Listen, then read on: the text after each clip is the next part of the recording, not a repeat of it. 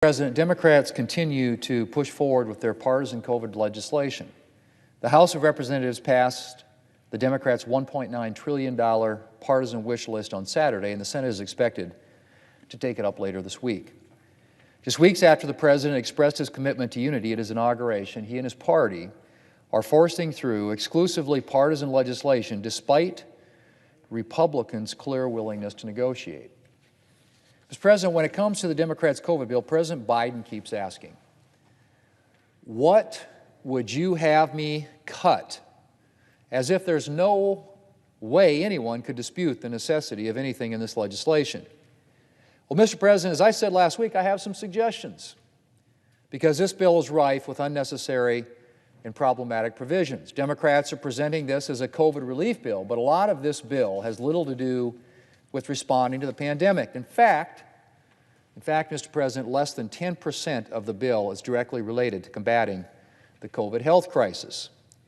If President Biden would like to know what to cut, let me suggest starting with the bill's $350 billion slush fund for states. Now, there's no question that COVID has placed additional pressure on states, which is why Republicans supported targeted funding for states in previous COVID legislation. But at this point, the vast majority of states are not in crisis. A number of states actually saw higher tax revenues in 2020, and a majority of states, including my home state of South Dakota, have the resources that they need to weather the rest of the pandemic. Even if the federal government bailed out those states that are still struggling, some at least partially because of their own mismanagement, $350 billion far exceeds the amount that would be needed. Democrats are simply providing a large and unnecessary giveaway to states with the distribution formula heavily weighted in favor of blue states. Then there's the bill's funding for schools. Now, Republicans are committed to getting schools reopened so our kids can get back to the in-person learning that they need. It's why we voted for $68 billion in COVID funding for K-12 schools last year. But right now, Mr. President, schools don't need additional funding. So far, K-12 schools have spent just $5 billion of the $68 billion that we provided them. Yet the Democrats' bill would provide nearly $129 billion in additional funding. And despite all that additional and unnecessary money, nothing in the bill would require schools to actually reopen. Schools could collect this money while still depriving students of the benefits of in-person learning. And another thing, Mr. President, Democrats are billing this legislation as a COVID relief bill and suggesting that it's providing urgently needed funding. Yet 95% of the bill's money for schools, 95% would be spent after this year. That's right. Just 5% of this quote-unquote emergency funding would be spent in 2021. The rest would be spent between 2022 and 2028. Are we really supposed to believe that money that would be spent in 2028, years after the pandemic is likely to be over, is somehow urgently needed COVID relief funding? Well, Mr. President, I could go on for a while here with suggestions for what to cut in this bill. I'm pretty sure that $100 million for a Silicon Valley underground rail project doesn't have a lot to do with getting our country out of the COVID crisis. Or how about the $1.5 million for a bridge in the Democrat leader's home state? And then there's the $86 billion bailout for multi-employer pension plans. Billions for environmental policies. And a provision to ensure that Planned Parenthood and labor unions can apply for Paycheck Protection Program loans designed to help small businesses. I'm not sure how far that will go toward helping our economy, but it will certainly help fill the coffers of some of Democrats' political allies. Mr. President, if Democrats were really just focused on COVID relief, this would be a much smaller and targeted bill. But Democrats' ambitions were much larger than just addressing the COVID crisis. As a Democrat political operative famously said, never allow a good crisis to go to waste. Well, Democrats have taken that advice and are using the COVID crisis as cover for a whole list of partisan priorities with potentially very negative consequences.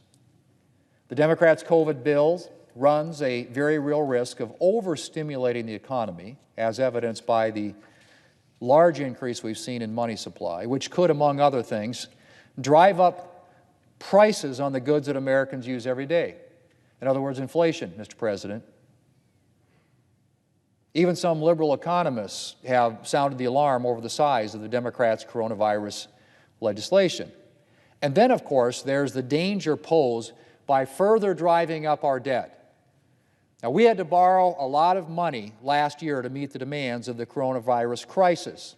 And while it was money we needed to borrow, we need to be very aware of the fact that we added a substantial amount to our already very large national debt.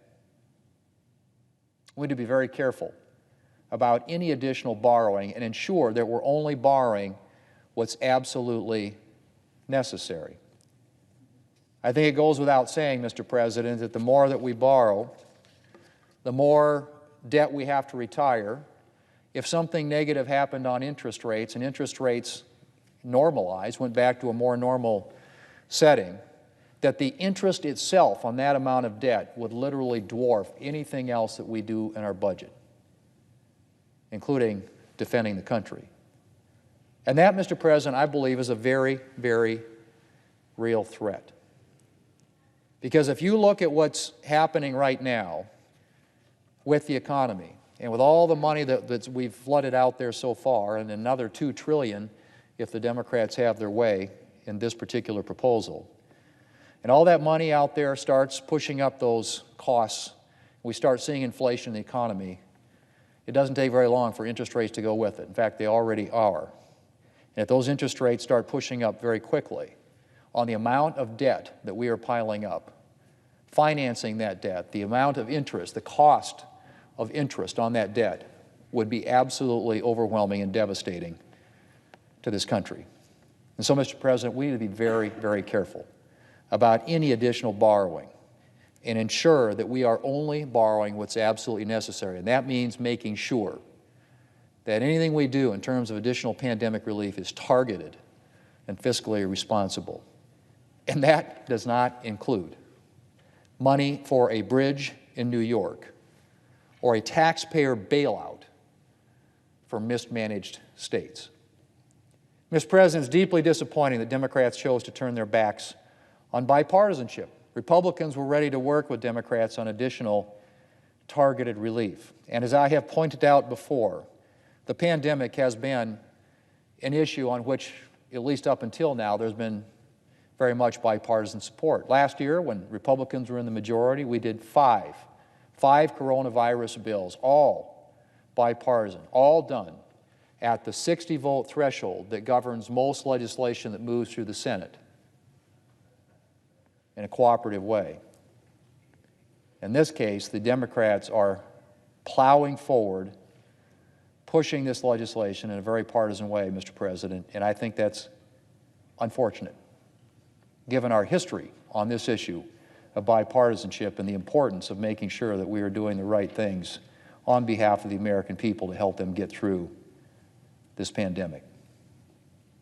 Choosing to pursue a partisan process allows Democrats to stuff the bill with unnecessary spending and political payoffs. But that is not the way to help our country or our economy recover. Mr. President, I yield the floor, and I suggest the